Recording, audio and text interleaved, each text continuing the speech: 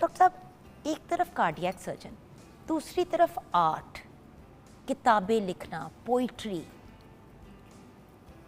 جو بھی ہے سرجری اور وہ سارا کچھ ایک بڑا ٹف کام ہے تو یہ دونوں چیزیں ایک انسان کے اندر کیسے بیلنس پاتی ہیں؟ ایک طرف تو آپ دل کی سرجری کریں، دوسرے آپ دل کی بات کریں تو بات آپ کو سمجھ آ جائے گی کہ یہ دونوں کام میزان میں ہو سکتے ہیں۔ نہیں بٹ آپ اگر اسٹرگل آپ نہیں کرتے دل کی تھے۔ سرجری کر سکتے ہیں تو پھر دل کی آواز بھی تو سنیں نا۔ بالکل، میرا پوائنٹ یہ تھا کہ ڈاکٹر صاحب آپ، مجھے لگتا ہے کہ you are more creatively inclined, but آپ نے کبھی اپنی کریٹیوٹی کو اپنا پیسے بنانے کا وہ نہیں بنایا نا۔ میں وہ بات پوچھ رہی ہوں کہ آپ نے اپنے پیشن کو تو ایک طرح سے سائڈ پہ رکھا، تو وہ آپ کے لیے کتنا ٹف تھا؟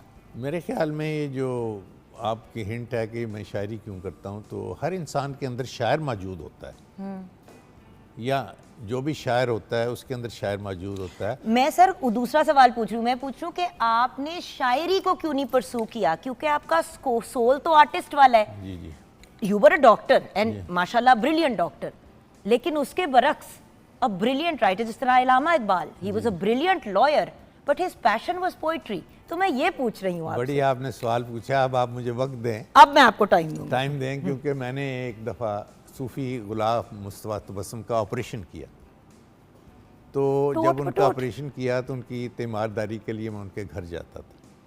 تو ان کے گھر چونکہ وہ محفل کے انسان تھے، سارے شاعر بیٹھے ہوتے تھے، وہاں سے ان کے ایک شاگرد کا نام تھا فیض احمد فیض۔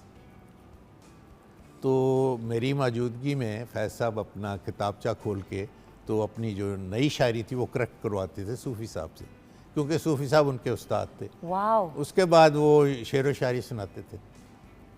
میں تو سرجن تھا نا، لیکن صحبت ملی مجھے شاعروں کی، اور وہ ایسے شاعروں کی نہیں جو عام شاعر تھے۔